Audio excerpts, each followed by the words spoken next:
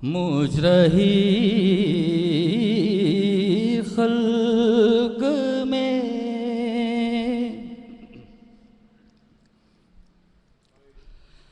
गिर पड़े सिब्ते नबी थाम के हाथों से जिगर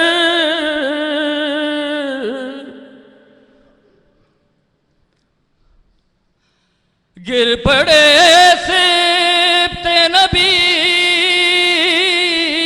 थाम के हाथों से जिगर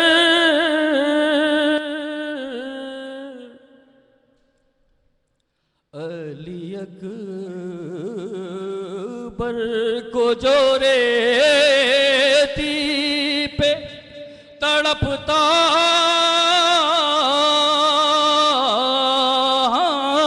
देखा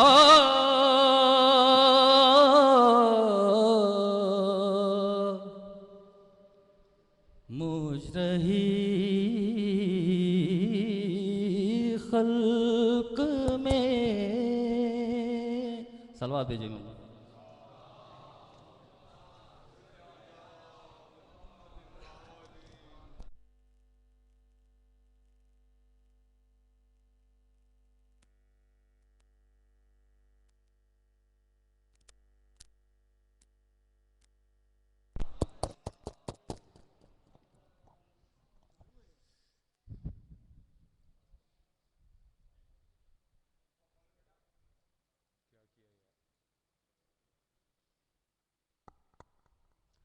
दुरूद पढ़िए मोहम्मद व आले मोहम्मद अलैहिस्सलाम पर। ऐलान क्या करना है रज़ा भाई? ऐलान क्या करना है?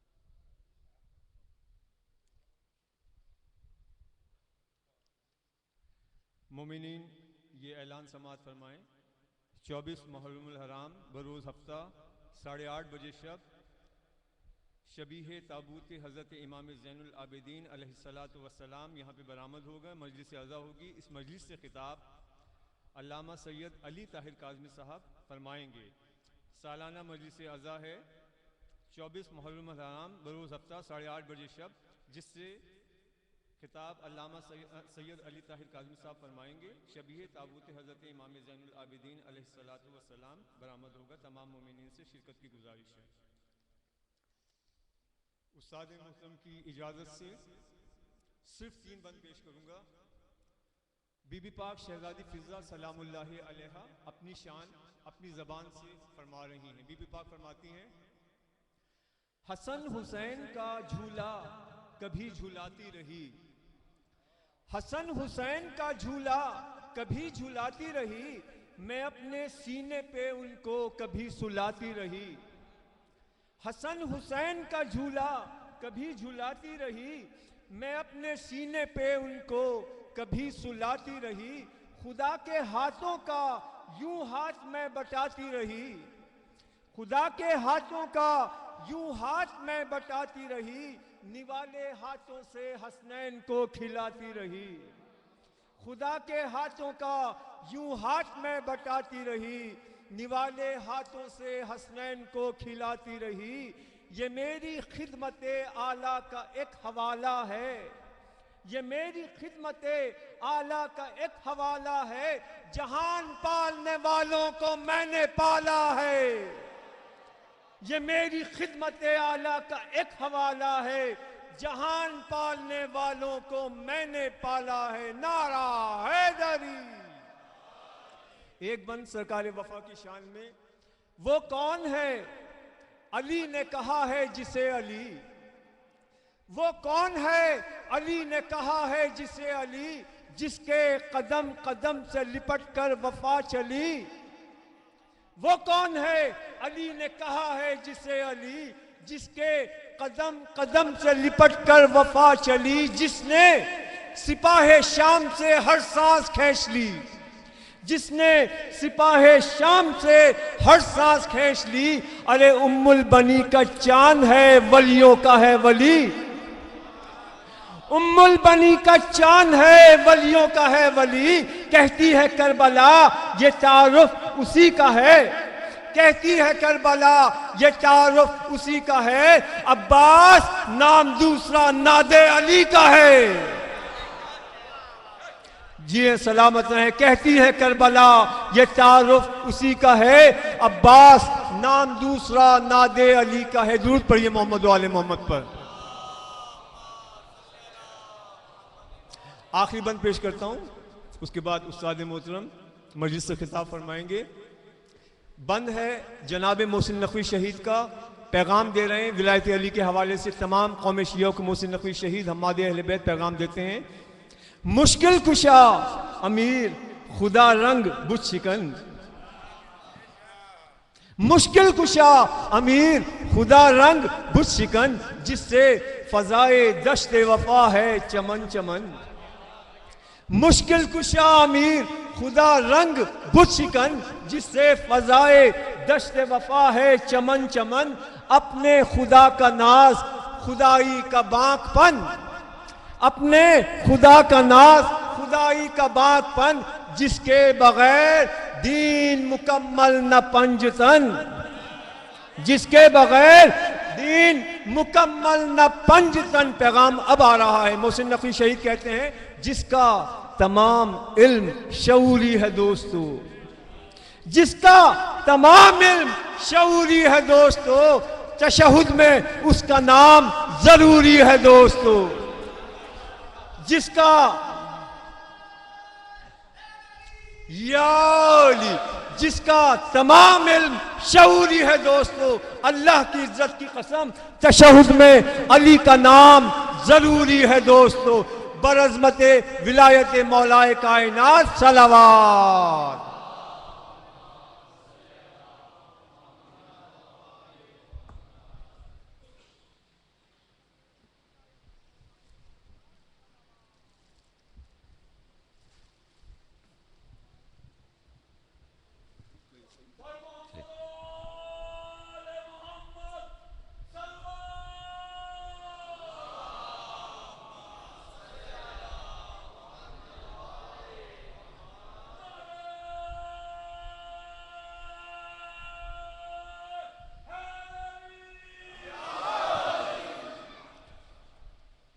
बिस्मिल्लाहिर्रहमानिर्रहीम।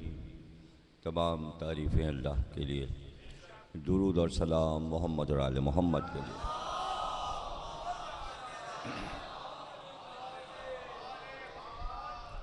चौदह सौ 37 हिजरी के अशरे सानी की नमी तकरीर आप हजरात समात फरमा रहे हैं। गुफ्तगू है कानून इलाही का एहतराम किस तरह होना चाहिए। अमल करना एक मुश्किल अम्र है कि सारी इंसानियत कानून इलाही पर अमल करे। इसलिए कि इंसान नाक़िस है और उसके सारे काम भी नाक़िस हैं। अगर मुसलमान दावा करते हैं कि हम कलमा गो हैं, हमने तौहीद को सही समझा, हम साहिबान ईमान हैं, तो दूसरी तरफ अगर इस्लाम और ईमान में कामिल हैं तो अमलियात में पीछे हैं और कानून इलाही पर मुकम्मल अमल नहीं करते। और ये बात सामने की है, साबित है, इसमें कोई शक की गुंजाइश नहीं है। अब रहे वो लोग जो मुसलमान नहीं हैं, जो ईसाई, यहूदी, काफिर हैं, मुशरिक हैं, वो इस्लाम नहीं रखते, ईमान नहीं रखते, कलमा नहीं पढ़ते, लेकिन कानून इलाही पर अमल करते हैं, तो वो भी नाकिस, ये भी नाकिस, ये आधे के, वो भी आधे के। तो अल्लाह ये कहता है कि इल्लल्लज़ीना आमनू व अमिलुस्सालिहात, ईमान के साथ अमल साले है। देखिए, अमल साले नेक काम सबसे ज़्यादा गैर अक़वाम करती हैं। इंसानियत की भलाई, इंसानियत से हमदर्दी, गुफ्तगू का अंदाज, उनके सारे शोबे, उनके सारे ऑफिस दफ्तर सब ईमानदारी से मुल्कों में काम करते हैं। गैर अक़वाम को भी उन्होंने रखा हुआ है, मुसलमानों को भी अपने पास रखा हुआ है। जो कुछ वो अपने मुल्क वालों को देते हैं उतने ही मरात मुसलमानों को भी देते हैं। उनके यहाँ तालीम बच्चों की फ्री है, मुसलमानों के लिए भी फ्री है। बच्चा पैदा होता है तो उसका कार्ड बन जाता है, डाकखाने में उसका अकाउंट खुल जाता है। बच्चे का खर्चा माँ बाप गवर्नमेंट से ले रहे होते हैं, उसमें मुसलमान भी हकदार हैं। ऐसा नहीं वो कहते कि ये ईसाइयों को तो मिलेगा और मुसलमान को नहीं मिलेगा। अब जो उनका नेशनल है उसका दवा इलाज फ्री है, ऐसा तो नहीं कि ईसाइयों के लिए फ्री है और मुसलमान पेमेंट करें। तो जो मुसलमान रहते हैं यूरोप में, इंग्लैंड में, अमेरिका में, उनका दवा इलाज भी मुफ्त होता है, कोई पेमेंट नहीं देना पड़ता। यानी इंसानियत के लिए सोच रहे हैं, मजहब के लिए नहीं। तो गोया कानून इलाही पर चल रहे हैं। बस कमी क्या है? कलमा नहीं पढ़ा और मुसलमान नहीं हुए, ईमान में नाकिस हैं। तो अल्लाह कहता है कि वो अमल साले बेकार है जो ईमान के साथ ना हो। यहाँ ईमान है इस्लामी मुल्कों में, या अय्युहल्लज़ीना आमनू है साहिबान ईमान, लेकिन अमल साले में बेईमानी है।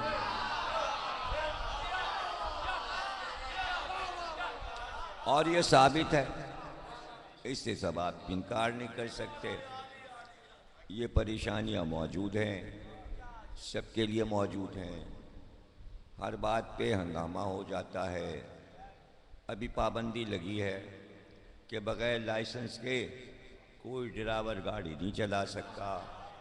तो अब सब लाइन लगा के सर्टिफिकेट लेने गए, वहाँ हो गया हंगामा। इसलिए कि जो फार्म 100 रुपए का था वो 150 का ब्लैक से बिकने लगा। बेचने वाला भी पाकिस्तानी मुसलमान और जिनके हाथ बेचा जा रहा है वो भी बेचारे मुसलमान। तो पता चला अमल में नाकिस हैं, ये हैं सब कलमा गो। और ये समझें अल्लाह ये सब ना देख रहा है और ना हमें कुछ कहेगा। हम लोग तो सब अल्लाह के लाडले और प्यारे हैं, जो चाहे करें, जो चाहे करें। तो जो चाहे करें की वजह से सारा निज़ाम बिगड़ा हुआ है। अच्छा, बोलता कोई क्यों नहीं? बोलते इसलिए नहीं कि भाई सब एक हैं। आ जाओ, आ जाओ, मेहराब में बैठ जाओ। क्या हुआ?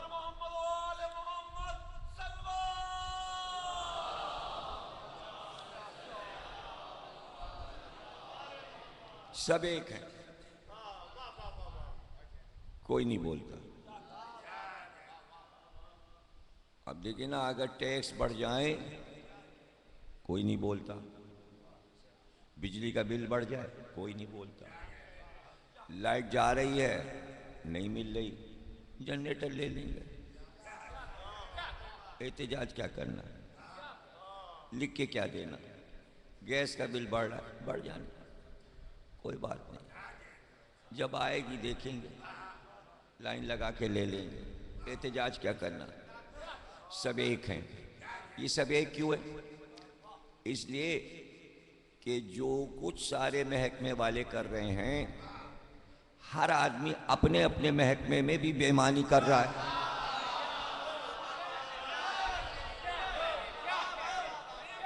अगर चपरासी भी है, चपरासी भी है, तो वो भी 11:30 से पहले ऑफिस नहीं जाता।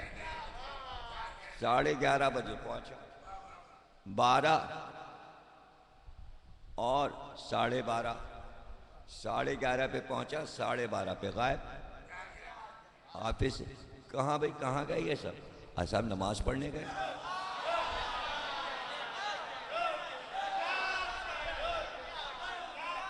अब उसके बाद आए 2:30-3 बजे नमाज पढ़ के। अब ये कौन कहे कि इतनी देर क्यों पढ़ा? नमाज में अगर किसी ने बोला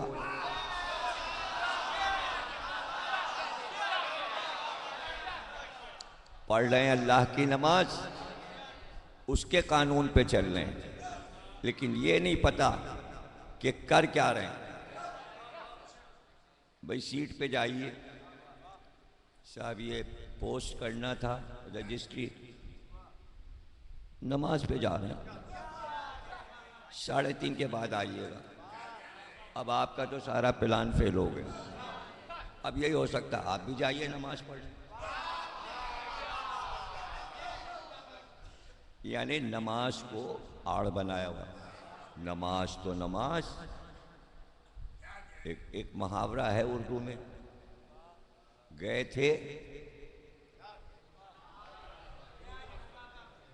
थे नमाजें माफ करना कराने, गले पड़ गए, बोलते सब है। यहाँ भी यही मसला है, नमाज तो नमाज, रमज़ान आया और फिर रंग देख लीजिए। साहब ये ज़रा सा काम है, ज़रा ये साइन कर दीजिएगा, ये कागज़ ज़रा सॉल्व कर दे, कस्टम से माल छोड़ा। बदतमीजी मत कीजिए, रोज़े से हूँ, आइएगा बाद में आइए। और अगर ज़रा आपने गुस्सा दिखाया तो फिर उनको जो गुस्सा आया और उनका रोज़ा जो मेराज पे तो आप भागे,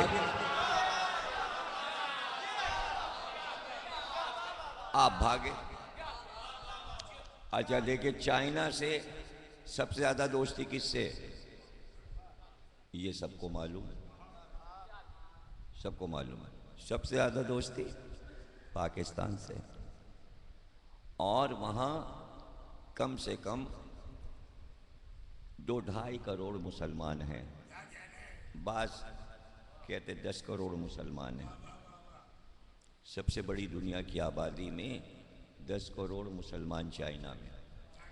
इधर रमज़ान आया, अखबारों में आया, ऑफिसों में आर्डर लगा दिया गया, खबरदार कोई रोज़ा ना रखे।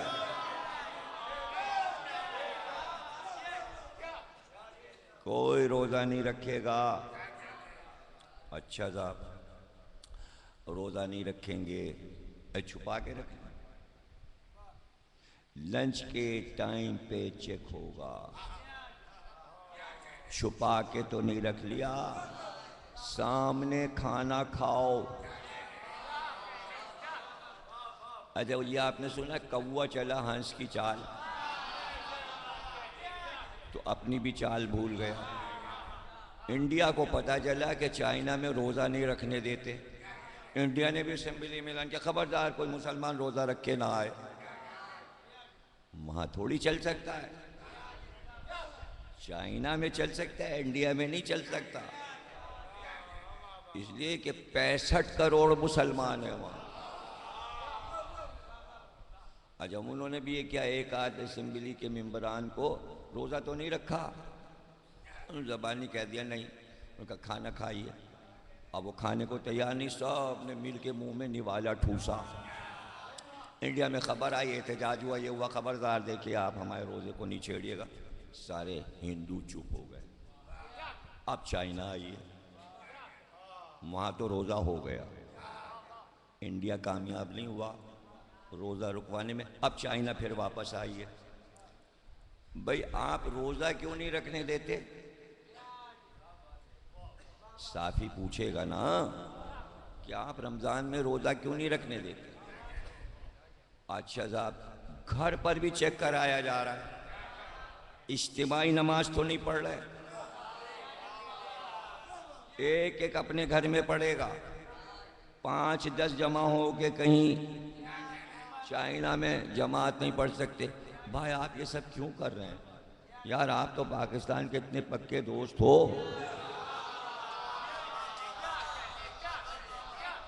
अब उन्होंने जवाब दिया, उन्होंने कहा देखिए हमने रिसर्च की है, जो रोज़ा रखता है और इज्तिमाई जमात पढ़ता है वो सब दहशतगर्द हो जाता है।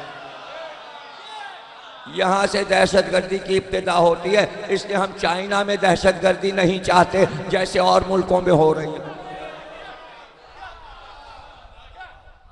अब पाकिस्तान सऊदी अरब में रोज बैठा हुआ है कि दहशतगर्दी ना होने पाए, यमन वाले ना आने पाए, और देखिए अगर हुआ तो हम आ जाएंगे। चाइना से क्यों नहीं कहते कि रोजा नमाज क्यों रुकवाया है? ये दोस्ती कैसी है?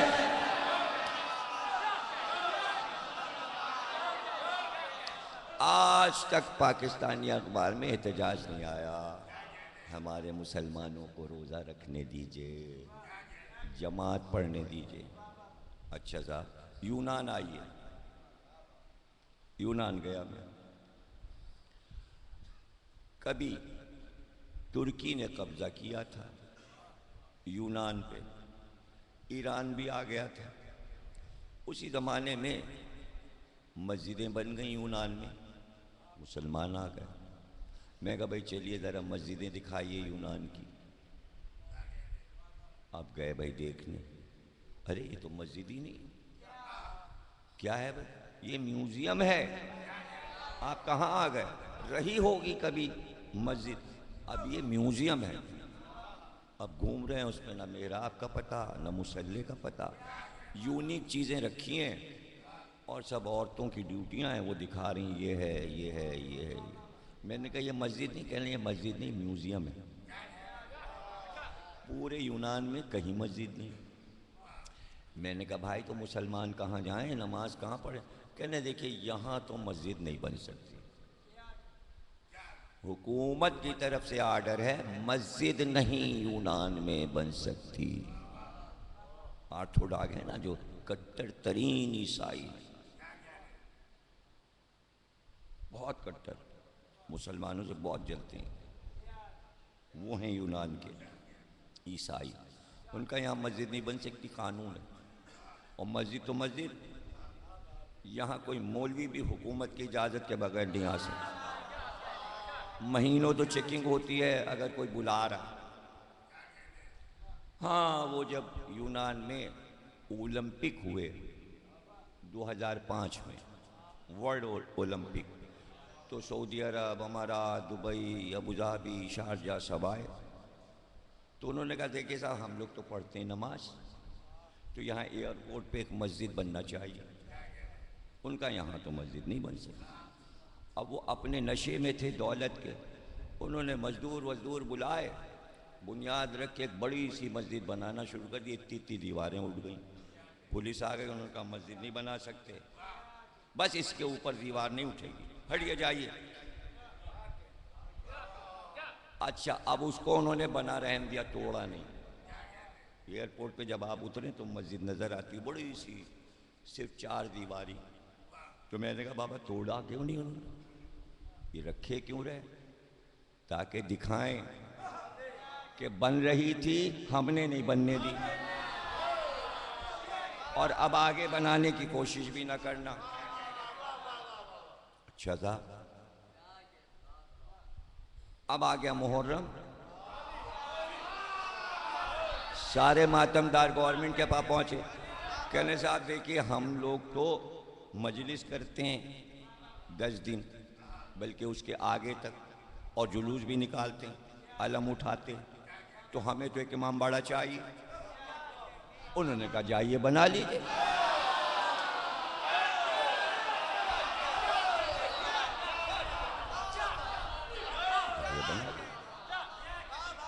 तो इमाम बाड़ा बन गया और उसका नाम गुलजार ज़ैनब रख दिया गया।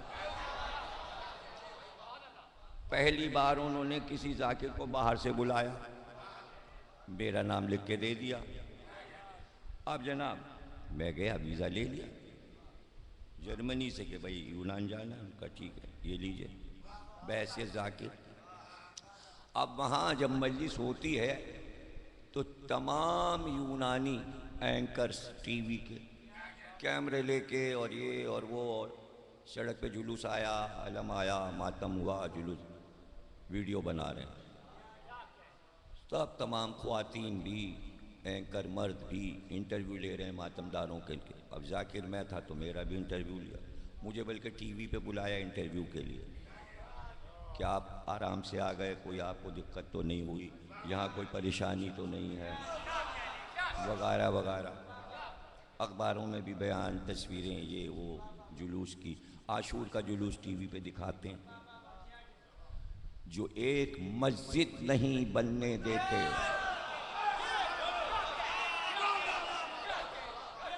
देखिए जो लोग कराची में जहनों को ख़राब कर रहे हैं, उनके अक्ल में ये बात नहीं आ रही कि वो औला रखना चाहते हैं मुसलमानों की एक्टिविटीज़ को कि ये अव्वल है। ठीक है, अव्वल है।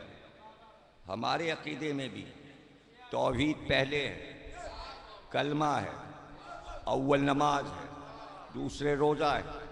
लेकिन मजबूरी है, मजबूरी ये है कि अगर आप इसका प्रोपेगेंडा ज़्यादा करेंगे तो वर्ल्ड पे इसका असर नहीं होगा। अगर ये सब बचाना है, तौहीद को बचाना है, नमाज बचानी है, कलमा बचाना है, रोज़ा बचाना है, तो हुसैन को लाओ।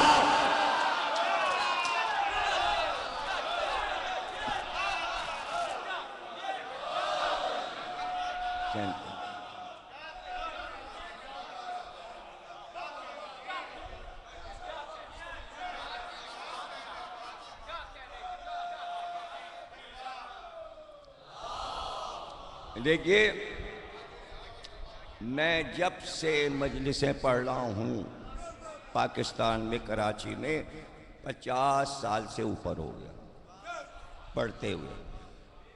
पूरा ये जो सदी आधी गुजरी है मुझे पढ़ते हुए, सिर्फ ये कोशिश की है बताने की कि आप मौला अली को छोड़ के और इमाम हुसैन को छोड़ के और आइम्मा तहरीन को छोड़ के अगर दीनी काम करेंगे कभी कामयाब नहीं है, चाहे शिया हो या सुन्नी।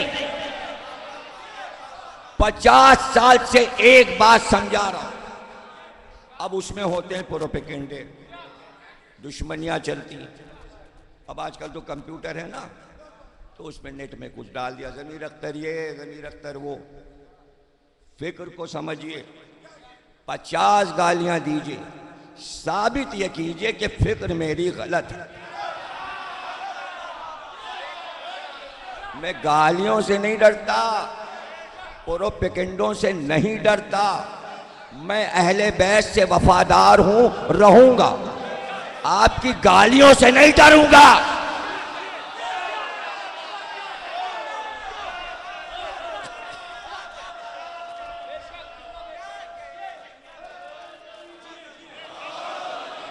शरारत और शरबाजी, शरारत और अच्छा, मैं शरारत को ये समझता हूं नादानी, यानी इसको अभी मार्फत हासिल नहीं, इसे मार्फत हासिल नहीं होती। अब देखिए कि मैं तबलीगी दौरों पे जाता हूँ। तबलीग हमारे यहाँ नहीं है, हमारे यहाँ तबलीग नहीं, हम हुसैन हुसैन करने जाते हैं। अगर इसे आप तबलीग कहते तो कह दीजिए। हर मुल्क में ये देखने जाता हूँ कि कहाँ तक सफ़े अज़ा बिछी है और उसमें मेरा क्या ताबुन हो सकता है। बस इसलिए कि मुझे मालूम है इस कौम को उस मुल्क में अगर इज्जत मिलेगी तो मस्जिद से नहीं मिलेगी, इमाम बाड़े से।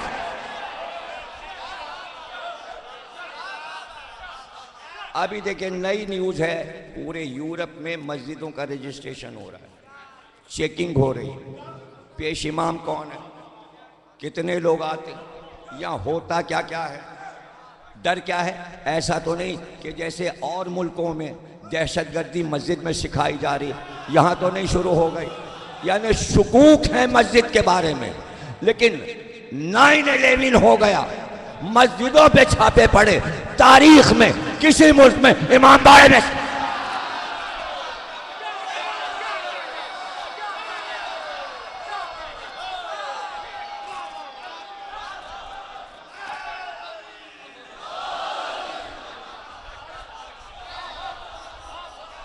देखिए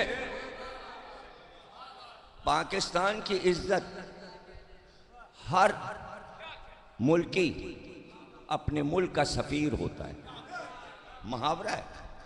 एक तो सफीर होता है एम्बेसडर, लेकिन हर फर्द दूसरे मुल्क में सफीर है। उसके आदात व अतबार अगर वो ईमानदारी से रह रहा है तो मुल्क की तारीफ होगी, कौम की तारीफ होगी, मुस्लिम कम्युनिटी की तारीफ होगी। लेकिन एक भी बेईमानी की, मुल्क बदनाम हुआ, मुसलमान बदनाम हुए। तो अब गैर मुल्क में जाकर आपने वाक़यात पढ़े होंगे कि किन किन बातों पर मुस्लिम कम्युनिटी बदनाम हुई, मुल्क बदनाम हुआ। लेकिन अगर अज़ादार ना होते और इमाम बाड़ा ना होता तो कोई पाकिस्तान की इज्जत रखने वाला अमेरिका और लंदन में नहीं था।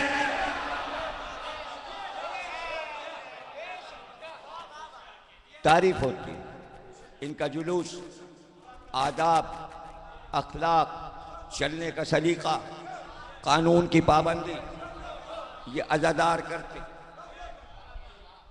जब तक आप यहां बैठकर ये नहीं समझेंगे और अपने बच्चों को नहीं समझाएंगे जो कंप्यूटर पर बैठे हैं, तो वो हमेशा ज़मीर अख्तर को गाली देते रहेंगे। चूंकि आपने बच्चों को ये बात घर में नहीं समझाई जो इमाम बाड़े में मुझसे सुनी। अब शरारत या नादानी या बेवकूफ़ी, अभी मैं दौरे पर था रजब में और बहुत कम प्रोग्राम लेता, इसलिए कि इतनी मसरूफियत, किताबें लिखना समझिए कि 24 घंटे का काम, और जहाँ महीने में 8-10 किताबें आ जाती हैं। अभी आज जंग में खबरें पढ़ लीजिए कि एक साहब की किताब आई है, उसमें लिखा है 20 साल की मेहनत है। 20 साल में तो हमारी 250 किताबें आ गई। तो लोग 20-20 साल एक किताब लिखने पे लगाते हैं।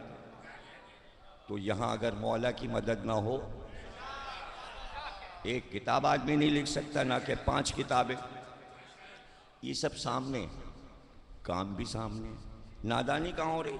नादानी हो रही है घर का बच्चा जो है उसे आप सही गाइड नहीं कर रहे।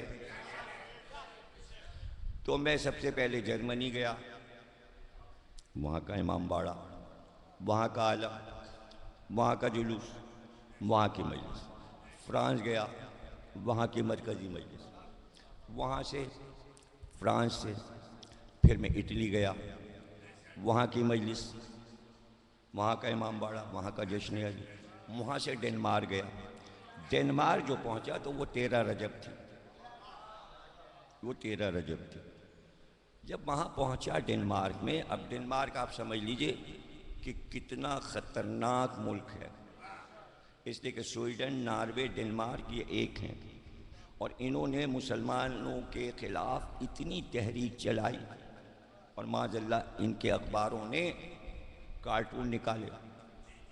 अगर ईरान एक्शन न लेता तो ये आगे बढ़ जाते। ईरान ने डेनमार्क, नॉर्वे, स्वीडन से ख़रीदारी और तिजारती सारा रिश्ता तोड़ लिया कि ये बनकर आइए, वरना हमारा आपका पेट्रोल वेट्रोल कुछ नहीं मिलेगा। तो इन्होंने तौबा की और अखबारों को बंद कराया। इसमें भी हमारा ही एहसान है, यानी ईरान का, वरना इस्लामी मुल्क बंद नहीं करा पाए। तो जहाँ इतने कट्टर ईसाई रहते हों और वहाँ 10 इमाम बाड़े, मातम और जुलूस, जब तक आप बैनुल अक़वामी जहन नहीं रखेंगे और कंप्यूटर पे चैटिंग के अलावा इल्मी रास्ता बच्चे को नहीं, कुछ पता नहीं, नस्ल को नहीं चलेगा कि कैसे क्या हो रहा है मौला का काम, समझ।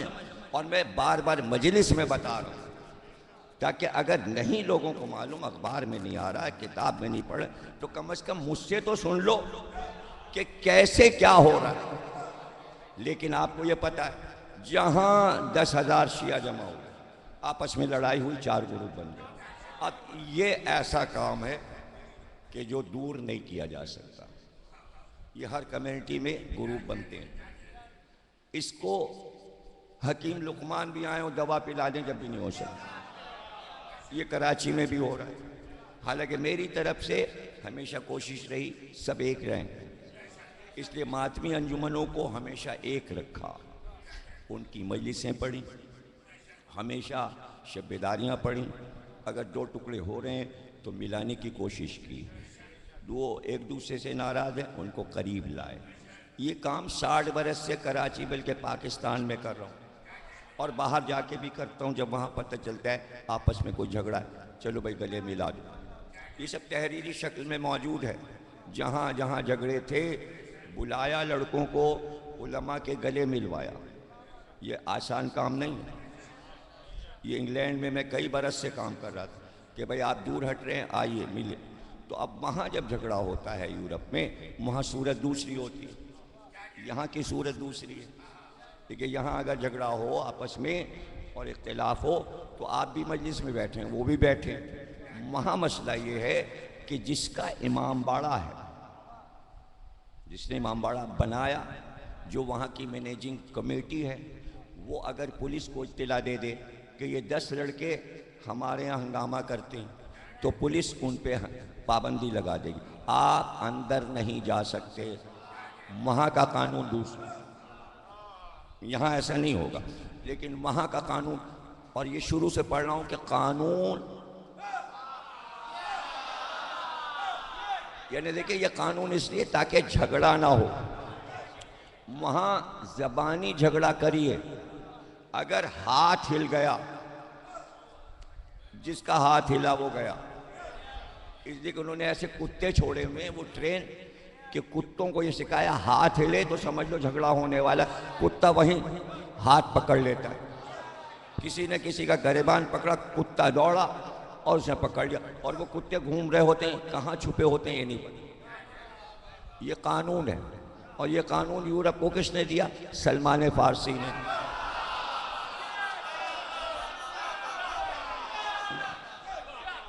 यानी झगड़ा ना हो, उन्हें झगड़ा पसंद नहीं है, मारपीट पसंद नहीं है, वो इससे बचते हैं। अमन रहे मुल्क में, मुल्क का कानून न टूटे, है ना।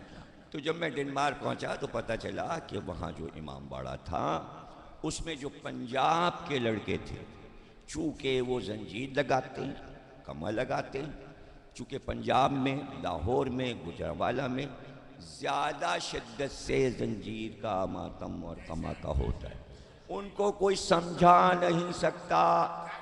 अगर आपके कानून में, आपकी शरीयत में ये सही नहीं है, तो ज़बानी कह दीजिए कि भाई ये सही नहीं है, लेकिन वो आपकी बात मानेंगे नहीं।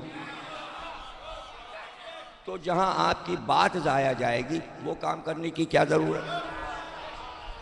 समझिए, ये सब अक्लमंदी की बातें बता रहा हूँ। किसी को मातम से नहीं रोका जा सकता, किसी को अज़ा खाने में आने से नहीं रोका जा सकता। उन इमाम बाड़े वालों ने रिपोर्ट कर दी पुलिस को, ये ख़तरनाक लोग हैं, हमारे इमाम बाड़े में ना आए, ये ना आए। अब उसमें अहम तरीन आदमी असगर शिराजी, वो सारे भाई वहाँ यूरोप में, असगर शिराजी वो है जो लंदन से काफले लेके शाम और इराक जाता है। वो खासुल खास झेलम का मातमदार है, उसकी पूरी अंजुमन है, सैकड़ों लोग हैं, उसका इंतज़ाम है असगर शिरा। अब मुझे पता नहीं था कि भाई मुझे तो 13 रजब पढ़ने बुलाया है कि विलायत अली पे आपको तकरीर करना है। वहाँ जाके किस्सा मालूम हुआ कि मामला क्या है। पता ये चला कि इमाम बाड़े वालों ने मातमदारों को निकाल दिया। अब निकाले गए मुहर्रम में, निकाले गए मुहर्रम में। उन्होंने पुलिस से कहा ठीक है आपने हमारी पाबंदी लगा दी है, हम इमाम बाड़े में नहीं, आपका कानून है, लेकिन हमारा भी एक कानून है, हमें रोना है, हमें मातम करना, हम कहाँ जाएं। अब आप गवर्नमेंट का कानून देखिए, वो कह देते हम नहीं मुहर्रम मानते, हम नहीं मानते, कह देते। अभी इसको यहाँ पे रोक रहे हैं। पिछले साल 25 रजब को मैं लंदन में था, बाबुल हवाइज की शहादत का दिन। पता यह चला कि यहाँ से करीब नॉर्थहैम्पटन से करीब एक शहर है लीड्स, वहाँ हर साल तमाम मातमदार बाबुल हवाइज मूसी काज़िम अलैहिस्सलाम का ताबूत निकालते हैं।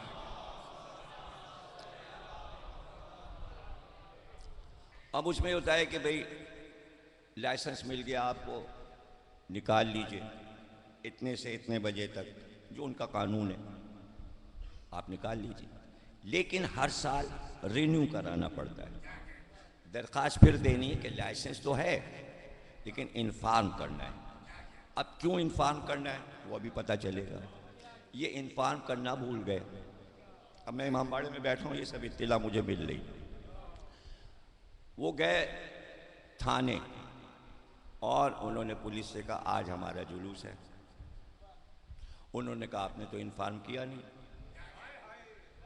हमें तो नहीं बताया, हम तो नहीं निकलने देंगे। अब बता रहे हैं आप, जबकि 1 घंटा जुलूस निकलने में रह गया, अब कैसे निकल। देखिए क्या कह रही है पुलिस, इंग्लैंड की पुलिस, इंग्लैंड की पुलिस समझते ना, इंग्लैंड की पुलिस। ये यहाँ वाले भी बड़े मद्दा हैं, इंग्लैंड की पुलिस, यहाँ के अखबार और टीवी बड़े मद्दा, इंग्लैंड की पुलिस। तो अब समझ लीजिए इंग्लैंड की पुलिस। तो जो लोग इंग्लैंड की पुलिस के मद्दा हैं उनको भी कानून अपना तोड़ना पड़ता है हुसैन वालों की वजह से। आप पूरा मुल्क मिलकर नहीं तोड़वा सकते, इसलिए कह रहा हूं हुसैन को सामने रखो और पूरा दीन पीछे रखो। मैं दलाइल से बात करता हूं, दलाइल से, और सामने अकली दलाइल से बात कर रहा हूं। उन्होंने कहा आप जुलूस नहीं निकाल सकते। अब मातमदार तो मातमदारों और अपने लड़कों का मिजाज तो आप समझते होंगे, बिल्कुल नहीं समझते। कहाँ समझे आप, मैंने समझा, मैंने समझा। अब यहाँ आप सड़क पे चले गए, ये मीसम प्लाजा, उनका भाई यहाँ मजलिस होती है। पुलिस ने कहा नहीं भाई 4 बजे दुकानें नहीं बंद, हम तो बंद कराएंगे। मतलब ये तड़ी वाले लोग हैं, यही तो बता रहा हूं, मिजाज है तड़ी का, अड़ी और तड़ी का। अब ये आदत कैसे खत्म की जाए, ये तो नहीं कर सकते ना। या तो शुरू से तरबियत होती, जब की नहीं भाई तो क्यों नहीं हुई। इसलिए नहीं हुई कि 60 साल के अंदर किसी अल्लामा की मजलिस में लड़के आके बैठे ही नहीं। तारीख़ पाकिस्तान में पहली बार मैंने लड़कों को मजलिस में बिठाया, मेरे अलावा कहीं बैठते हो तो वीडियो मुझे भी दिखा देना। अब उसका असर क्या पड़ा, बात में बात निकल ली, उसका असर क्या पड़ा। कराची के लड़के इस वक्त नहीं, इस वक्त नहीं, 1967 में रिजविया के वो लड़के जो कभी मजलिस में ना बैठते थे, पहली बार मेरी वजह से बैठे, हालांकि उस वक्त मैं 19-20 बरस का जाकिर था। उन्होंने मुझे पसंद किया, उनका मजलिस सुनेंगे, मजलिस सुनने लगे। अब वो जो थे 67 के, उनके बेटे और बेटियों की हो गई शादी और वो सब चले गए अमेरिका, और कोई लंदन, और कोई कहीं और कोई कहीं। लेकिन जहाँ गया वहाँ जाके उसने बनाया इमाम बाड़ा और शुरू की अज़ादारी। अब उसका इंटरव्यू लीजिए, वो कहेगा भाई ये आप कब से ये सब? हमने तो ज़मीर भाई से मजलिस पढ़ना सीखा। पूरे जहां चले जाइए जाके सर्वे कर लीजिए और मातमी लड़कों से पूछ लीजिए। तो उस वक्त ज़िया रिज़वी गमखार का साहिब बयास, जो इस वक्त बहुत बड़ा दर अब्बास अटलांटा में बनाए बैठा हुआ है, उसका इंटरव्यू लीजिए। पूरी अंजुमन मेरी मजलिस में बैठी। अब सीखती गई नस्ल, उसके बाद, इसलिए कि बातें समझ में आ रही हैं। अगर आप भगाएंगे तो लड़का बाहर रहेगा। इसलिए कि लाहौर में जब मैं गया तो चूंकि कराची के जवान बैठ रहे थे, खबरें थीं पूरे पाकिस्तान में, इसलिए कराची की खबर से पंजाब का पूरा बच्चा आगे आके बैठ गया ताकि हम आगे रहें। अब ये बात इंडिया पहुंची, उनका भाई कराची के नौजवान बैठ के मजलिस सुनते हैं। पूरे हिंदुस्तान में जहां गया नौजवान तबका आगे। देखिए कराची वालों ने लाइन बनाई, मातमदारों ने, और हवाला आता है, हवाला देते हैं बाहर वाले कि ये जो कराची में मजलिस आप पढ़ रहे हैं, मैंने कहा ऐसे सामीन लड़के बनाओ, तैयार करो, तो फिर तुम्हारे यहाँ भी ऐसी पढ़ दें, वो खुद ब खुद हो जाएगी। ये एक पूरा सफ़र है, अगर इसे कोई नहीं समझ रहा तो ना समझे।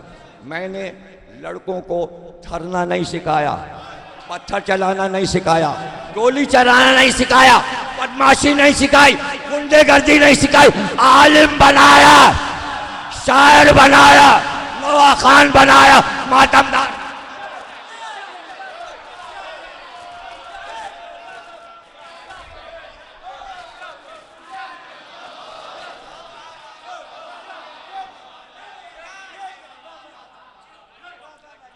ये शमसी साहब नारे लगा रहे हैं, मैं भूल जाऊंगा। इनका बेटा बहुत बीमार है, आप लोग दुआ कीजिए। बात हक के जनाब अली असगर अल्लाह इनके बच्चे को सेहत कामला। अब देखिए, जब बच्चों को तरबियत दी जाती है उसके असरात देखिए। ज़िया रिज़वी साहिब ब्यास 1967 में 9वीं क्लास में था, कितना छोटा था। आज उसकी बेटी की शादी हो चुकी, अब बेटे की शादी होने वाली। पूरा अमेरिका शादी में था। अभी एक धूम थी कि ज़िया रिज़वी के बेटी की शादी है, तो पूरे अमेरिका के मेहमान आए हुए थे, अटलांटा जॉर्जिया में, और उस वक्त मैं लंदन में था। फ़ोन पे मेरी बात हुई। एक बच्चा असर लेता है, उठते बैठते कहता था आदाब करना, बुज़ुर्गों की इज़्ज़त करना, कहाँ बैठना है, बुज़ुर्गों से कैसे बात करना है, माँ बाप का अदब। मैंने सब अपने उस्ताद अमीर भाई से सीखा। हालांकि ये मजलिस से अलग चीज़ें हैं, लेकिन वो आज तक कह रहा है। ये एक मिसाल दे रहा हूँ, ऐसी 50 मिसालें, क्योंकि उसे सब जानते हैं इसलिए मिसाल दे रहा हूँ। तो ये असरात कराची में हमने दिए। ये इस वक्त बता रहा हूँ किसी ज़रूरत के लिए। अभी बात आपसे कर ली, कानून पर ही बात करूँगा, और कानून पर ही बात हो रही। ये मजलिस एक कानून है, यहाँ बैठना कानून के तहत है, इसका अपना एक कानून है, और कानून से जो बाहर हुआ उसने सारा कानून तोड़ दिया। तवज्जो है ना आप? तो उन्होंने कहा साहब ताबूत नहीं उठेगा, लीड शहर वालों ने कहा नहीं उठेगा। तो अब तड़ी वाले लोग, उनका हम तो निकालेंगे, आपको जो करना हो कर लीजिएगा। एसएचओ ने क्या कहा, पुलिस ने क्या कहा, अगर आप निकालेंगे सबको गिरफ्तार कर लिया जाएगा। अरे भाई इंग्लैंड की पुलिस। अब वहाँ से फ़ोन आया जहाँ मैं बैठा हूँ दूसरे शहर में, दुआए ज़हरा इमामबाड़े में। उनका भाई वो पुलिस तो कह रही पकड़ लेंगे, जुलूस नहीं निकल सकता, पहले से इन्फॉर्म नहीं किया, और वजह उन्होंने बताई। ऐसे थोड़ी गैर कानूनी बात थोड़ी वो कर रहा भाई, वो किसी की एक्टिविटी को क्यों रोके, कानून के तहत हो। उन्होंने कहा देखिए पहले से इन्फॉर्म करना इसलिए ज़रूरी कि यहाँ जो पुलिस है वो 4 पुलिस वालों पर ये पूरा शहर चलता है। अब जब आप जुलूस निकालेंगे तो कम से कम 1 हफ्ते पहले हमें इन्फॉर्म कर। हम इंग्लैंड में लंदन को लिखेंगे, लंदन से जो हेड ऑफिस है वो हर शहर से 10-10 पुलिस वालों को जमा करके यहाँ भेजेगा, तब जाके 50-100 होंगे, तो वो जुलूस के साथ चलेंगे। इतनी जल्दी 2 घंटे में ये कैसे हो सकता है कि मैं हेड ऑफिस को बताऊं, हेड ऑफिस पुलिस वालों को जमा करके यहाँ भेजे, इसलिए कि 2 घंटे का तो लंदन से यहाँ तक का रास्ता है। तो अब ये हो नहीं सकता, इसलिए आप निकाल नहीं सकते, इसलिए कि हमने हेड ऑफिस को बताया नहीं। इन्होंने क्या कहा, हम तो निकालेंगे। अब चूंकि कानून सही जानते नहीं मुल्क का, इसलिए तड़ी तो दे दी, डर भी रहे कि गिरफ्तार होंगे ही, करेंगे ज़रूर गिरफ्तार, तड़ी तो दे दी। अब उन्होंने कहा दुआए ज़हरा में मजलिस रखा दीजिए, मैसेज चलाते हैं, जुलूस नहीं निकल सकता, वहीं ताबूत निकालेंगे और ज़मीर अख्तर साहब मजलिस पढ़ दें, वहीं मातम होगा। अब मैसेज चल गया साहब दुआए ज़हरा आ जाइए, दुआए ज़हरा आ जाइए। अब थोड़ी देर के बाद लीड्स शहर के पुलिस के हेड ने मातमदारों को बुलाया कि आपके जाने के बाद हमने हेड ऑफिस फ़ोन किया कि भाई आज शियों का मूसी कादिम का जुलूस है और इनका सालाना जुलूस है। हेड ऑफिस से खबर आई, जल्दी से जो करीब के शहर हैं हम वहाँ इन्फॉर्म करते हैं, जो 15-15 मिनट में पहुँच जाएंगे, पुलिस पहुँच जाएगी, उन्हें इजाज़त दे दो।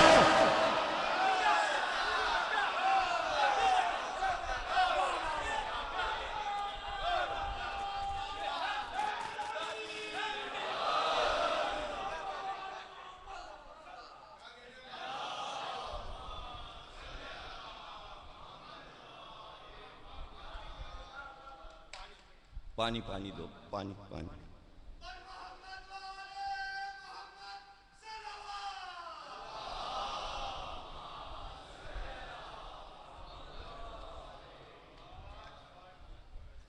अभी नहीं उठना तुम, चक्कर आ गया, तुमने जो नारा लगाया जोर से। सलवात पढ़ी।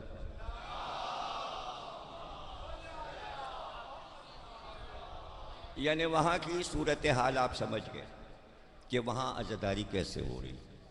डेनमार्क शहर के इमामबाड़े से जब मातमदार निकाले गए, उन्होंने उसी वक्त पुलिस से कहा कि हम कहाँ जाएं, अगर पाकिस्तान होता तो कौन सुनता।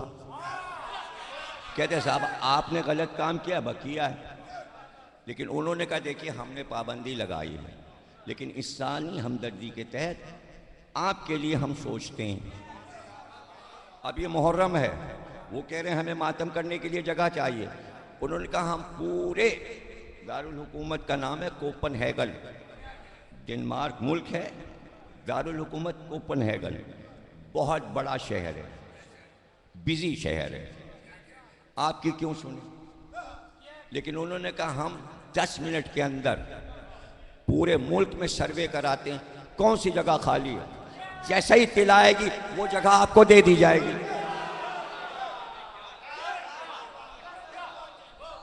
देखिए 15 मिनट में सर्वे हो गया, वहाँ खाली है, वहाँ खाली है, वहाँ खाली है, वहाँ खाली है।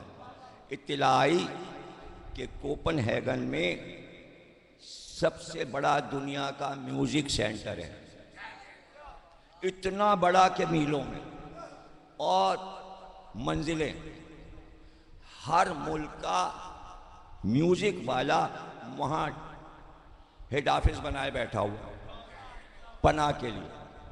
तुर्की वाले वहाँ बैठे, ईरान वाले वहाँ बैठे, इराक म्यूजिक सेंटर, सऊदी अरब म्यूजिक सेंटर।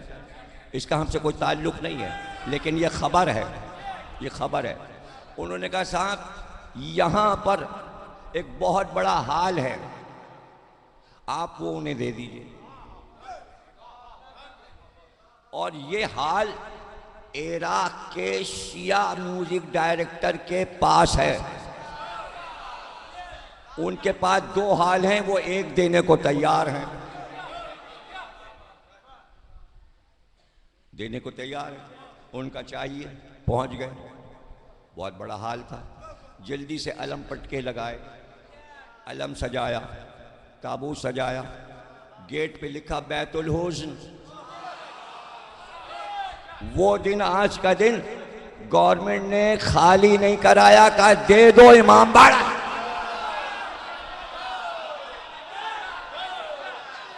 दे दो, समझे ना, दे दिया। अशरा हो रहा है, 2.25 महीने की अज़ादारी।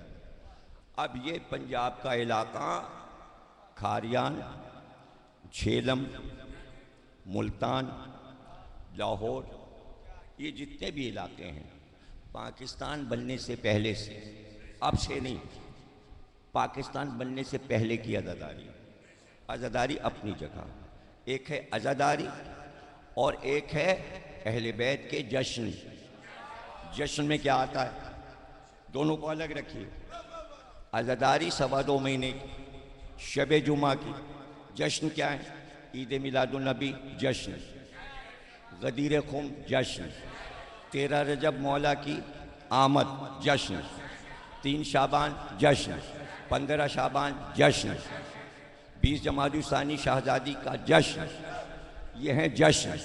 जश्न समझ गए, जश्न के मानिए खुशी, मसरत, गदीर, ईद, 13 रजब की ईद। ये पंजाब में पाकिस्तान बनने से पहले कैसे मनाई जा रही थी। आपका कल्चर और उनका कल्चर और। वहाँ 9 रबीउल अव्वल को लाहौर में मोची दरवाजे से हजरत मुख्तार का सेहरा निकाला जाता है, उसके साथ बैंड बाजा होता है। मोची से जुलूस गामे शाह जाता है मुख्तार का सेहरा लेकर। आप पाकिस्तान में पैदा हुए, अगर नहीं मालूम तो अफसोस है। लाहौर में बहुत बड़े पुलिस ऑफिसर हैं, आईजी रह चुके हैं, डीआईजी रह चुके हैं। उन्होंने जो 13 रजब के जश्न के लिए हाल बनाया है कृष्ण नगर में, सुबह होते ही 21 तोपों की सलामी होती है। तोप उस हाल में रखी है और वो तोप छूटती है आसमान की तरफ, हजारों का मजमा होता है। फिर आतिशबाजी होती है, सबके गलों में लाल दुपट्टे होते हैं, लाल कुर्ते पहने होते हैं। जश्न होता है, तालियां बजती हैं, बैंड बजता है, बाजा बजता है। गदीर के दिन भी 13 रजब को 3 शाबान यहाँ भी बजता है। खारा दर में 3 शाबान 13 रजब बाजा बजता है। रिजविया में, अंचोली में कव्वाली होती है 13 को। गदीर के दिन 3 शाबान को फायरिंग होती है, जश्न होता है। ये कोई नई बात है, शियों को नहीं मालूम, नहीं मालूम। सब रंगीन कपड़े पहनते हैं, सबके गलों में रंगीन दुपट्टे होते हैं। कई बरस से अंचोली में कव्वाली हो रही है, बाजे बजते हैं, बैंड बाजा बजता है, बैंड बाजे का जुलूस निकलता है। आजादारी अलग है, ये अलग है। डेनमार्क जब मैं पहुंचा कोपनहेगन 13 रजब थी। जब मैं इमामबाड़े में पहुंचा तो 2 रोया सड़क के ऊपर मौला के जश्न का सेहरा निकल रहा था और बाजे बजाए जा रहे थे। मैं होता हुआ इमामबाड़े में जश्न बढ़ने गया, उसकी वीडियो डाली गई। ये देखिए हजरत कासिम की मेहंदी हो रही है। लानत है झूठ बोलने वाले।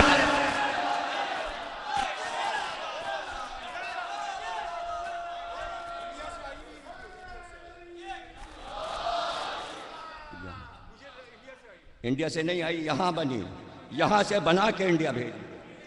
यहां से हिंदी उन्होंने डाली, जब इन्होंने बना के वहां भेजी तब उन्होंने हिंदी डाली। वहां भी तो मुकस्सिर रहते हैं, इन्होंने बनाई, यहां बनी, पहले यहां बनी, हजारा गोट में बनी। जिसने बनाया उस लड़के को जानते हैं, सलावत पढ़िए।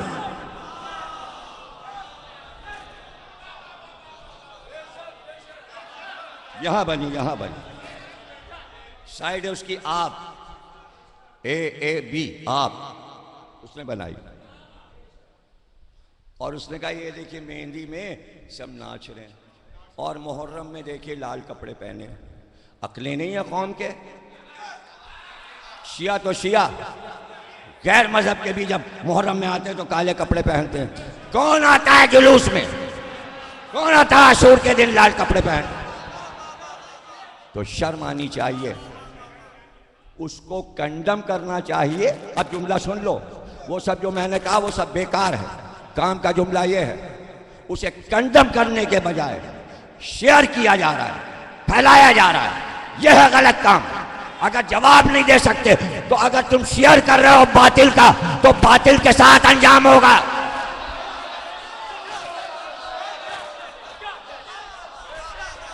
ये क्या बात हो?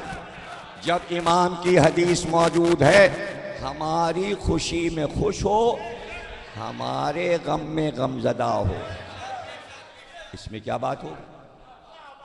जश्न में कसीदा पढ़ा जाता है, गम में नौहा पढ़ा जाता है। जश्न में मुस्कुराया जाता है, गम में रोया जाता है। दो चीजें अलग अलग हैं। ये तो हमने दुनिया को सिखाया है, आप दोनों चीजों को मिला रहे। तेरा रजब का ताल्लुक अजादारी से नहीं है, गदीर का ताल्लुक अजादारी अलग है, जश्न अलग है। दोनों को मिलाइए। समझ गया? तो वहां ये होना कि अंग्रेज पूछ रहा है आज क्या है, आज मौला अली दुनिया में आए, ये तबलीग नहीं है। और अगर किसी को पंजाब के बाजों पे एतराज है तो आप आज कंप्यूटर से तारीख वाइज ईरान खोलिए और इराक खोलिए। मैंने कल कहा था इराक में परचम कुशाई पहली मुहर्रम को हजरत अब्बास के रोजे पे हुई, लाखों का मजमा है। उसके बाद उन्होंने एक तरफ दिखाया बाजे बजाने वाले खड़े हुए, ये रोजा अब्बास है, उसमें बाजा बज रहा है। कहा किसी ने ये क्या हो रहा है?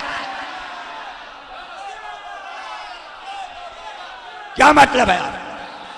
ये किसने कह दिया कि बाजा बजाना हराम है? आपका दिमाग इस वजह से खराब हुआ। दिमाग ये खराब किया गया। 5 वक्त अजान के वक्त इमाम रिजा के रोजे में बाजा बजता है, नकार खाने पर भोपू भी बजता है, नकारे भी बजते हैं, जितने साज हैं सब बजते हैं। और अजान के वक्त, सुबह की अजान के वक्त पूरा मशहद बाजों से गूंज रहा होता है। किसी ने फतवा दिया?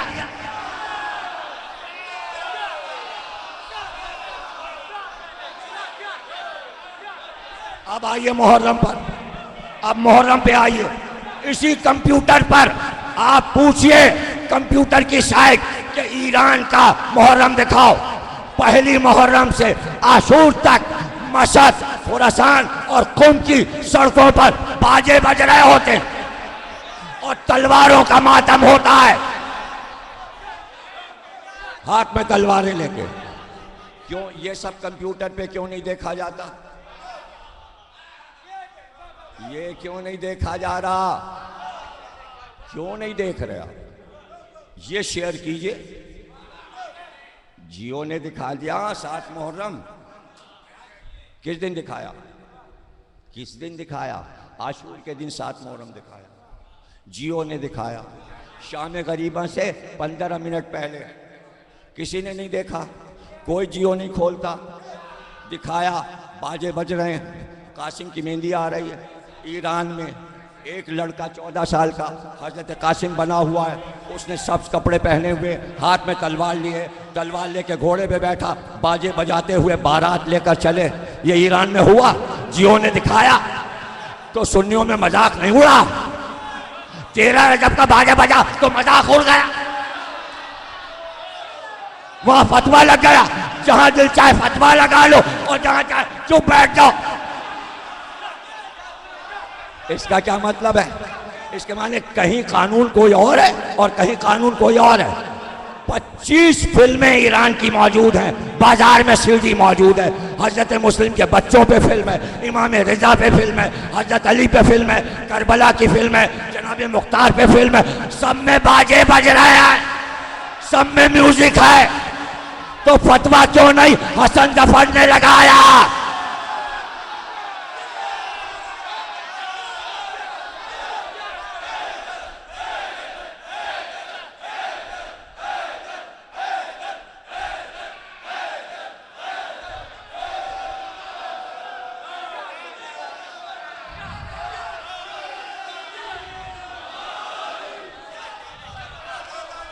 इंसाफ कुरान में एक आयत है, वो आयत बच्चे याद करें और कंप्यूटर पे ये आयत लिखकर कुरान की डालें। किसी कौम की दुश्मनी, आयत सुनिए, किसी कौम की दुश्मनी तुम्हें राह अदल से ना हटा दे। अब मैं दोहरा रहा हूं तफसीर, जमीर अख्तर की दुश्मनी शियों को राह अदल से ना हटा दे।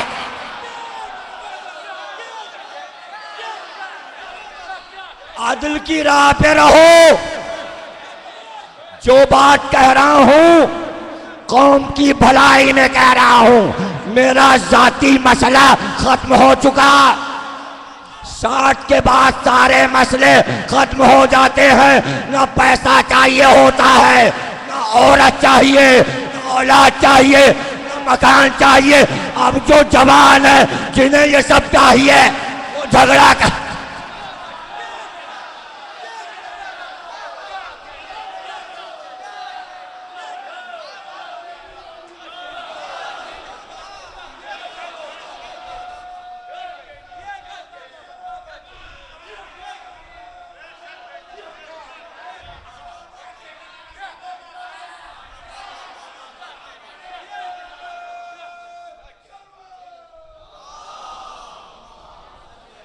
हर मैसेज का जवाब दें। जो जो कंप्यूटर पे बैठते हैं प्रोपेगेंडो को बंद कराएं। असर कोई नहीं पड़ता, मीडिया की लड़ाई से असर कोई नहीं पड़ता। दिन भर 50 टीवी चीखते रहते हैं, क्या असर होता है और किस पे असर होता है? कौन सा महकमा है जिसके खिलाफ टीवी नहीं चीख रहा होता? पानी नहीं मिल रहा कराची में, तो वो सुन के क्या पानी दे दिया? बिजली पर क्या नहीं हो रहा होता? क्या वो सुन के बिजली आने लगी? जब जाना है तो जा रही। गैस के मसले पे मुज़ाकरे हो रहे, 50 टीवी चीख रहे हैं, गैस वालों ने गैस खोल दी। किसी पे मीडिया का असर नहीं होता, नहीं होता। इसलिए बेकार की बातें ना करें। हाँ, वो बच्चे जो 20 की तरफ आ रहे हैं, कच्चे जहन वालों को ख़राब ना करें। हमको मेहनत करने दें। हमसे ज़्यादा कराची में पहली मुहर्रम से आज 21 हो गई। 20 दिन में कराची के किसी जाकिर ने मुसलसल रोज़ ये कहा कि माँ बाप का एहतराम करो? मेरे अलावा किसी ने पढ़ा? उसका नतीजा मालूम है। अगर आप लोगों के समझ में नहीं आता ना आए, आपसे 50% ज़्यादा ख्वातीन के समझ में आता है। ख्वातीन को मालूम है कि ये बात बच्चों को बताना कितना ज़रूरी है। माँ का बाप का एहतराम करो।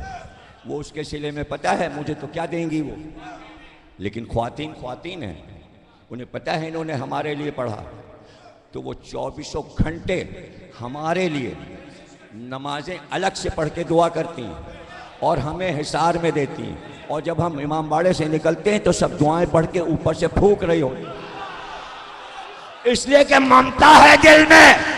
बाप तो लापरवाह होता है, मोहब्बत तो माँ के दिल में है। इसलिए आपको अपनी जिम्मेदारी पूरी करना चाहिए। देखिए, हम जितनी तरबियत कर सकते हैं हम कर रहे हैं, लेकिन अपने हिस्से की घर वाले खुद करें और समझाएं, बेटे ये गलत प्रोपेगेंडा ना करो। जो तुम्हारा हमदर्द हो उसको नाराज ना करो, इसलिए कि हदीसें हैं जिसने अपने हमदर्द को नाराज कर दिया उसका ठिकाना जहन्नुम है। अरे यही तो हुआ था गदीर के बाद, यही तो हुआ। हमदर्द तो एक ही था, हमदर्द तो एक था। हमदर्द किसे कहते हैं? हमदर्द ये थोड़ी है कि वो जबानी हमदर्दी कर दे, हैं? जबानी हमदर्द, हमदर्दी समझाएं किसे कहते हैं? पूरी उम्मत ने मौला को नाराज किया था। एक एक जुमला गौर से सुना करो, कीमती होता है। पूरी उम्मत ने मौला को नाराज किया था, मौला उम्मत से नाराज था। अगर आप मुझे नाराज करेंगे और सब नाराज हो जाए, पूरी कौम मुझसे नाराज हो जाए, तो क्या मैं आधी रात को नमाज शब पढ़कर कौम के लिए बद्दुआ करूंगा? अरे मुंह से तो बोलो भाई, हमारी मोहब्बत साथ रहेगी, हम बदअकल थोड़ी हैं। मिसाल समझ गए? मिसाल समझ गए? मौला को नाराज किया था, मौला नाराज थे, शहजादी नाराज थी, रोती रहती थी। अब हमदर्दी किसे कहते हैं? दोनों की हमदर्दी सुनो, दोनों नाराज, मौला भी नाराज, शहजादी भी। तकरीर ख़त्म हो गई, यहीं पे ख़त्म हो रही। मौला भी नाराज, शहजादी भी नाराज, मगर हमदर्दी किसे कहते हैं? एक यहूदी आया और उसने मौला से कहा, ये क्या है आपके नबी की कौम? उधर नबी की आंख बंद हुई और सब फिर गए। तो मौला खुश होते ना, यहूदी कह रहा है, हैं? अब हमदर्दी किसे कहते हैं? नाराज हैं, हमदर्दी किसे कहते हैं? आपने कहा सुन, अभी तेरी कौम मूसा समेत नील नदी से निकली थी और अभी पानी से भीगे हुए पैर खुश्क नहीं हुए थे कि तुम सब बछड़ा पूजने लगे। तुम क्या बात करते हो?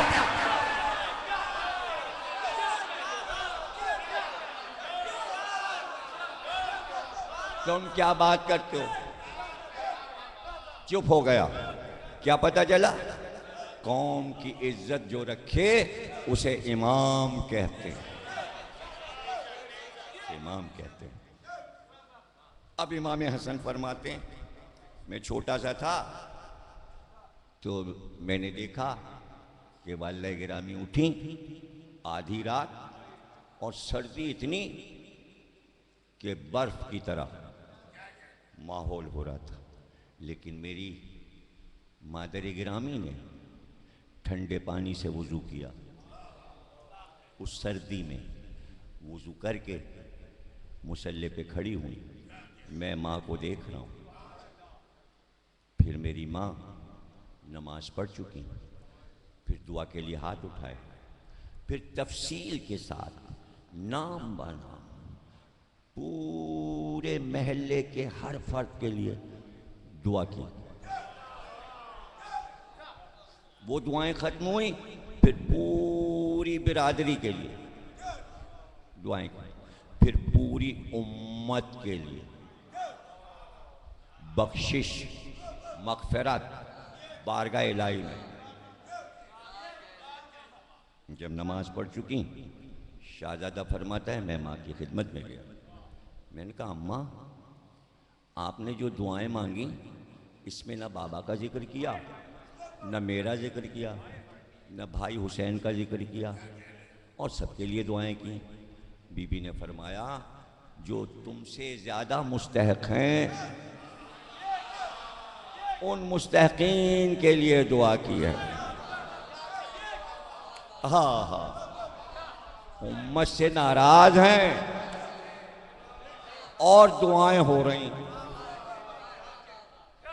तो हम किसके मानने वाले? हम अली और फातिमा के मानने वाले। हमें सबसे पहले ये सोचना चाहिए कि हमारी नाराज़गी उसूलों पर हो। मोहब्बत अली पर दोस्ती और दुश्मनी हो, जाती दुश्मनी ना हो। अपना एम बनाओ, जो हुसैन हुसैन करे वो दोस्त है, गले लगा लो। जो हुसैन का मोहब्बत करने वाला है गले लगा लो। यही तो हुसैन ने किया। लश्कर तो पूरा था, हुर आ गया, हुर आ गया। गले क्यों लगा लिया? किस बात पे गले लगाया? जबकि सरदार था उनका, उनके साथ था, उनका तनख्वाहदार था, और फिर गले लगा लिया। इससे बड़ी मिसाल कायनात में दी नहीं जा सकती, और ना मैं दे सकता हूं ना कोई दे सकता है। सबसे बड़ी मिसाल दे रहा हूं। हुसैन ने गले लगा लिया, लिपटा लिया सीने से। किस बात पर? एक बात। जब कहा क्या चाहता है? तेरी माँ तेरे मातम में बैठे। क्या चाहता है? रास्ता रोक रहा है, देख नहीं रहा? अब्बास खड़े हैं, अली अकबर खड़े हैं, तेरे टुकड़े कर देंगे, तेरी माँ सफ़े मातम बिछाएगी, मारा जाएगा। हुर ने क्या कहा? आपकी माँ सैयदे निसाइल आलमीन है, दुनिया की औरतों की सरदार हैं।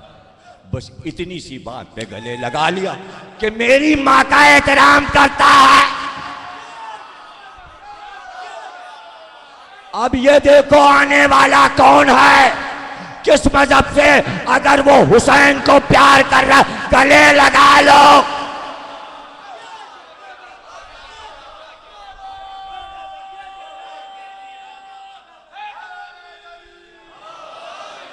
खत्म हो गई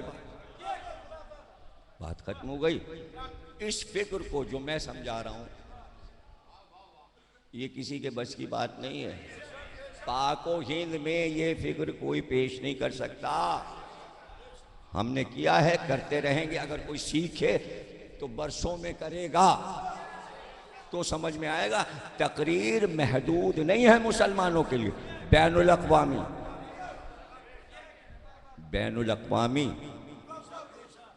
जहां से गुजरी शाहजादी ज़ैनब, शाहजादी उम्मे कुलसूम, ईसाई की बस्ती है। अच्छा, ईसाइयों की बस्ती। बैठ गए सब, काफिला आ रहा है। मुसलमानों ने अपने नबी के नवासे को कत्ल किया है, नबी की नवासियों की चादरें छीनी।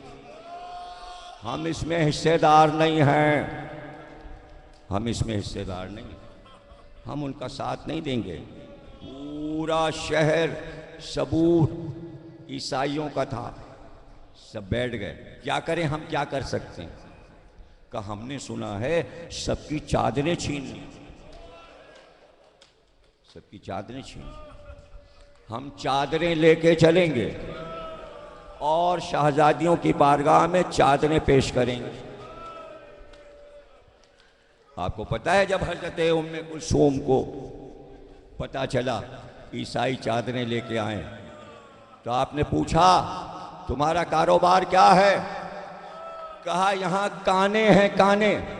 जमीन खोद कर हम धाते निकालते हैं।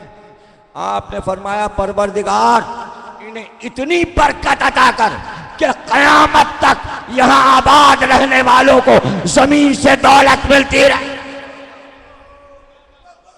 सिर्फ ख्याल किया था, सिर्फ ख्याल किया था कि चादरें पहुंचा दें। करीब आए और आते ही चादरें लेकर बीबियों पे चादरें खोलकर फेंकना शुरू की। ये उनका अमल था कि बेपर्दा नबी की बेटियों को चादर ओढ़ाना चाहते थे, और ये इनका अमल था जिस बीबी पे चादर पड़ती थी नेज़े लेके दौड़ते और नेज़े से चादरों को फाड़ रहे थे।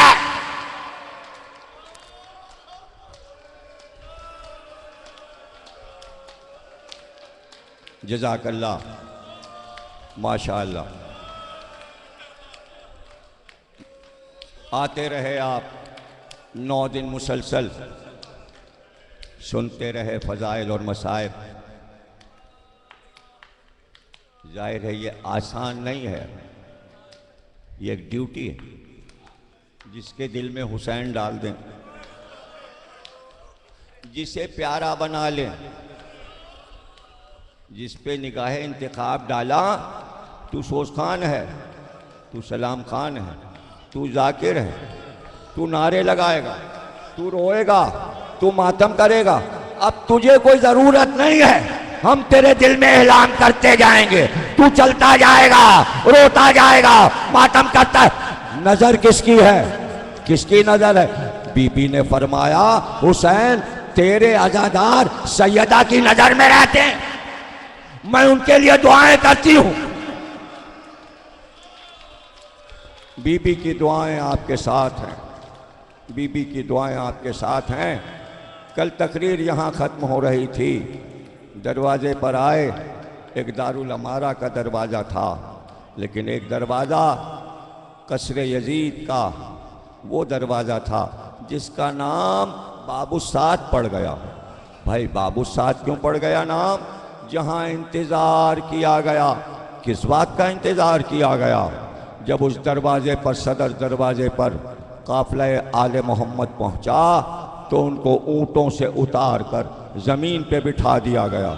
अभी अंदर नहीं ले जाया जाएगा, खबर आई है पहले दरबार खूब सजाया जाएगा, उनको अभी बाहर दरवाजे पर बिठाओ।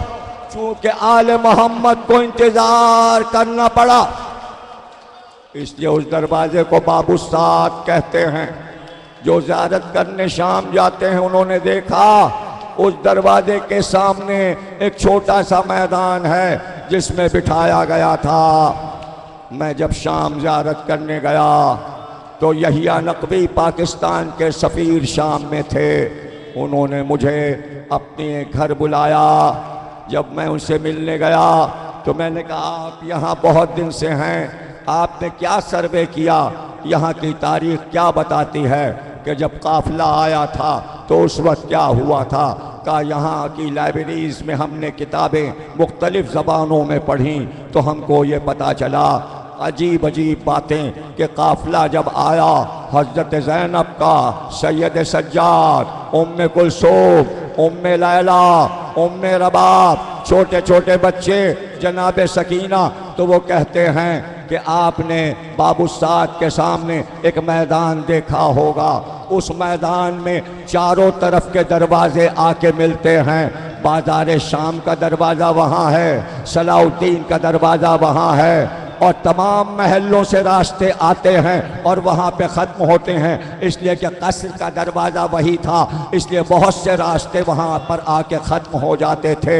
मैंने किताब में पढ़ा कि जब वहाँ सारे असीरों को बुलाया गया तो पूरे शाम में घोड़े पर बैठकर जगह जगह बाज़ारों में ऐलान किया गया कि जिसने तुम्हारे लोगों को बद्र में मारा था, ओहद में मारा था, खंदक में मारा था, हुनैन में मारा था, खैबर में मारा था, सिफ़ीन में मारा था, उसके औलाद आई है। अगर तुम्हें बदला लेना है तो आ जाओ, बाबू साद पर सब ठहरे हैं। तो यहिया नकवी कहते, मैंने किताब में खुद पढ़ा कि पूरा शहर हाथ में बड़े बड़े डंडे और लाठियां और नेज़े और सलाखें लोहे की और पत्थर लेकर चारों तरफ के रास्तों से भागते हुए चले और पूछ रहे थे वो अली की औलाद कहाँ है, वो अली की औलाद कहाँ है। और एक बार चारों तरफ से मजमा आया, बीच में असीर, और एक बार सबने वार करना शुरू किया। वार हुए, असीर पुकारे या अली, या हुसैन, या अब्बास, चारों तरफ पत्थर चल रहे। हाँ सैयदा, या रसूल अल्लाह, मदद करे।